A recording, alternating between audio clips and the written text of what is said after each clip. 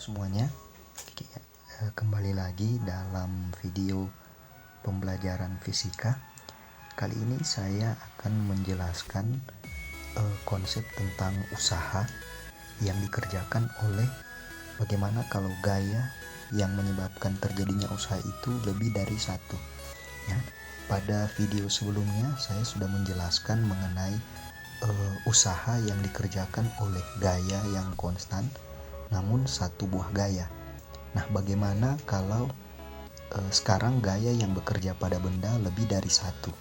Nah, untuk menjelaskan konsep tentang usaha yang dialami oleh sebuah benda akibat oleh beberapa gaya, itu kita langsung nanti ke contoh soal. Namun sebelumnya saya harus jelaskan terlebih dahulu bahwa usaha itu merupakan besaran skalar ya. Jadi usaha merupakan salah satu jenis besaran, yaitu besaran skalar. Artinya apa? Bahwa usaha ini merupakan besaran yang hanya memiliki nilai saja ya. Jadi usaha hanya memiliki nilai saja, tidak memiliki arah. Nah, karena usaha merupakan besaran skalar yang hanya memiliki nilai saja, berarti kita bisa katakan usaha itu bisa bernilai positif, bisa juga bernilai negatif, atau bahkan bisa juga bernilai nol. Nah, pada contoh soal nanti saya akan menjelaskan bagaimana usaha yang bernilai positif, bagaimana usaha yang bernilai negatif, atau bahkan usaha yang bernilai nol. Nah, baik, kita langsung saja pada contoh soal. Nah, di sini ada contoh soal. Seorang anak menarik sebuah kotak dengan massa 50 kg sejauh 40 meter dengan gaya konstan yaitu 100 Newton yang membentuk sudut 37 derajat terhadap horizontal. Maksudnya terhadap bidang horizontal ya. Gaya gesekan yang bekerja pada benda sebesar 50 Newton. Pertanyaannya adalah tentukanlah A. Usaha oleh tiap-tiap gaya yang bekerja pada benda. Kemudian B. Usaha total yang dialami oleh benda. Nah, saya cerita sedikit mengenai soal ini. Jadi sebelum mengerjakan soal itu kita harus paham maksud soalnya itu apa, yang ingin ditanyakan itu apa. Jadi ada seorang anak itu menarik sebuah kotak massanya 50 kg. Dia berpindah sejauh 40 meter. Ditarik dengan gaya 100 Newton. Ya kan? Namun gaya tersebut bekerja membentuk sudut 37 derajat terhadap bidang horizontal. Nah, pada benda juga bekerja gaya gesekan sebesar 50 Newton. Jadi yang pertama adalah kita akan menentukan usaha oleh tiap-tiap gaya yang bekerja pada benda, kemudian usaha total yang dialami oleh benda. Nah, langkah awal untuk menyelesaikan soal ini yaitu kita gambarkan diagramnya. Yaitu ini ada sebuah kotak, ya kan? Katakanlah ini sebuah kotak yang masanya 50 kg ya. Kemudian kotak ini ditarik oleh seorang anak sehingga kotak ini berpindah sejauh, katakanlah ini posisi mula-mulanya, ini posisi yang akhirnya atau posisi selanjutnya, kotak itu berpindah sejauh 40 meter. Nah, anak tersebut mengerjakan gaya sebesar F yaitu 100 Newton yang membentuk sudut terhadap horizontal ya, yang membentuk sudut terhadap horizontal, berarti ini sudutnya katakanlah theta. Sudutnya itu adalah 37 derajat. Kemudian dari soal kita lihat bahwa pada kotak tersebut bekerja gaya gesekan. Pada kotak tersebut bekerja gaya gesekan, berarti gaya gesekan itu kan gaya yang bekerja pada benda selalu berlawanan dengan arah gerak benda.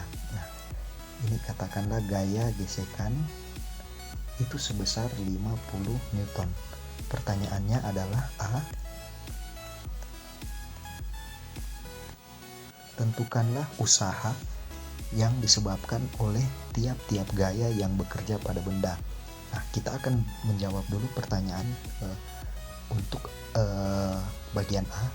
Di sini kita lihat ada dua buah gaya yang bekerja, yaitu gaya yang dikerjakan oleh anak dan gaya gesekan.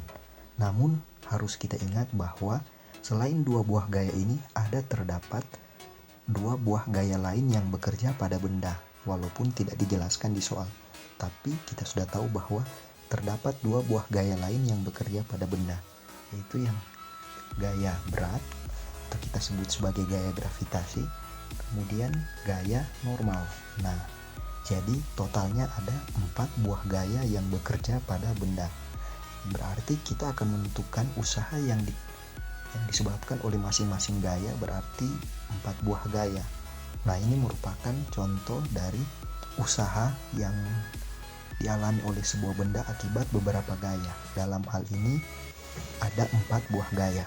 Nah, yang pertama kita akan menentukan dulu usaha yang disebabkan oleh gaya yang diberikan anak pada benda. Saya tulis W anak ya, sama dengan, nah, karena gaya yang dimaksud di sini itu harus searah dengan perpindahan benda, berarti gaya yang diberikan anak yang searah dengan perpindahan itu adalah yang ini, berarti F cos theta.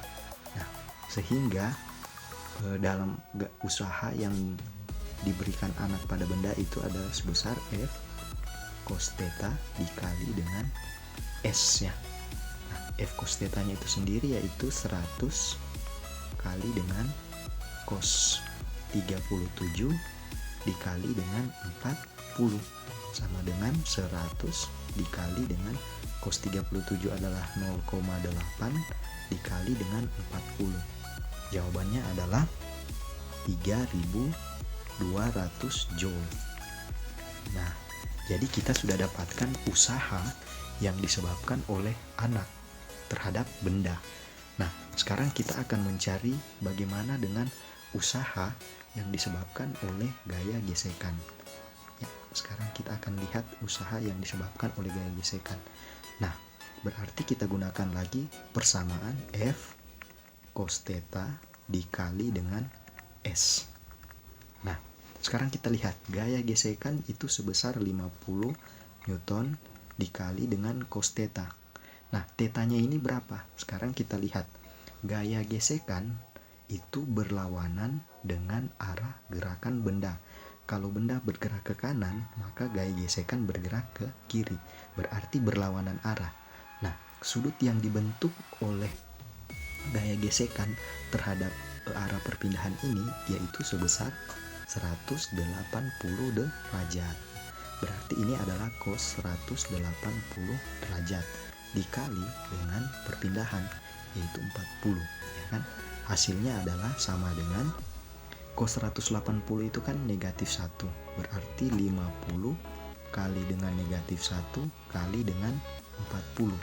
Hasilnya adalah sama dengan, di sini aja ya, berarti ini sama dengan negatif 2000 joule ya, negatif 2000 joule. Nah, sekarang kita lihat usahanya bernilai negatif. Seperti yang saya sudah jelaskan di awal bahwa usaha itu bisa bernilai positif, bisa bernilai negatif, bisa juga bernilai 0. Dalam kasus ini, usaha yang disebabkan oleh gaya gesekan itu bernilai negatif. Jadi kita dapat tarik kesimpulan bahwa apabila gaya yang bekerja pada benda berlawanan dengan arah perpindahan, maka usahanya pasti bernilai negatif. Mudah ya. Ya, sekarang kita akan lihat bagian yang ketiga. Usaha yang dikerjakan oleh gaya gravitasi. Berarti usaha yang dikerjakan oleh gaya gravitasi, saya tulis seperti ini ya. Nah, itu adalah sama juga F cos theta dikali dengan S. Nah, gaya gravitasi yang bekerja pada benda kita tahu adalah M kali G. Massa benda adalah 50, kemudian G itu percepatan gravitasi, yaitu kita ambil nilainya 10, sehingga F di sini bernilai 5 100. Kemudian cos theta. Nah, sekarang kita lihat gaya gravitasi dan perpindahan benda itu saling tegak lurus. Sekali lagi, gaya gravitasi dan perpindahan benda itu saling tegak lurus. Gaya gravitasinya ke arah bawah, perpindahannya ke arah kanan. Berarti ini saling tegak lurus kan? Nah, berarti sudut yang dibentuk adalah cos 90 ya dikali dengan 40 sama dengan 500. Cos 90 itu adalah 0 dikali dengan 40, hasilnya adalah 0. Nah, ini salah satu contoh kasus usaha yang dikerjakan oleh sebuah gaya namun bernilai 0.